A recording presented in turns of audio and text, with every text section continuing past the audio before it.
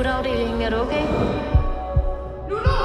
Siden den der nat på hospitalet, så er det som om, at jeg føler, at der er et eller andet, der følger efter mig.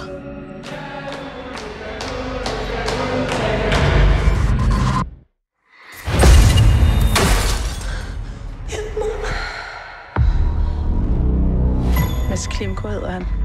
Det er så mærkeligt. Jeg vil bare sige undskyld, hvis jeg skræmte dig. Hvad snakker du om? Jeg synes, jeg så noget. Hvad er det, du vil? Du er nødt til at hjælpe mig. Jeg fatter ikke, hvad der sker. Glem det. Du er den eneste, der forstår det. Hvis man har evnerne, så kan man prøve at få kontakt. Og det har du.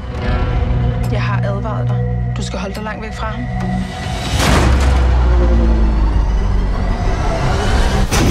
Mads?